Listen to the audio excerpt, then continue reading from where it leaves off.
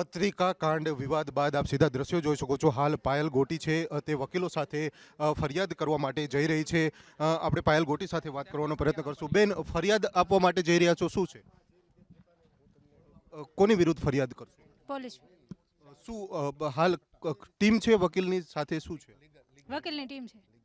ત્યારબાદ શું કરશો? ફરિયાદ કર્યા બાદ કઈ રીતના તમારો સ્ટેન્ડ રહેશે? કારણ કે હવે તો કોંગ્રેસ પણ તમારી સાથે છે જોવા મળી રહ્યું છે। હવે કાંઈ આગળનું ભવિષ્ય વિચાર્યું છે? કાંઈ શું કરશો?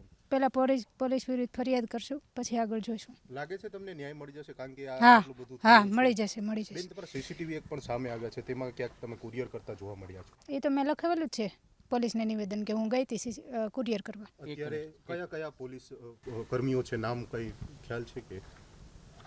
જે પ્રમાણે પાયલ ગોટી છે હાલ ફરિયાદ કરવા માટે જઈ રહ્યા છે, પરંતુ ક્યાંક ને ક્યાંક જે પ્રમાણે સીસીટીવી વિડીયો પણ સામે આવ્યા છે અને ત્યારબાદ હાલ વકીલોની જે ટીમ છે સાથે સાથે જેનીબેન ઠુંબર છે તેઓ પણ જોવા મળી રહ્યા છે અને હાલ જે ફરિયાદ છે એસપી કચેરી ખાતે હાલ જે આખી ટીમ છે તે જઈ રહી છે। પોલીસ કર્મી દ્વારા માર મારવાનો ક્યાંક ને ક્યાંક આક્ષેપ થયો છે।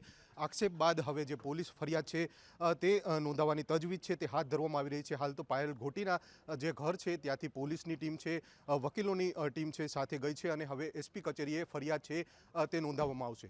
કેમેરામેન નિશિત ગઢિયા સાથે ભાવેશ ચંદ્રવા, વીટીવી ન્યૂઝ, અમરેલી।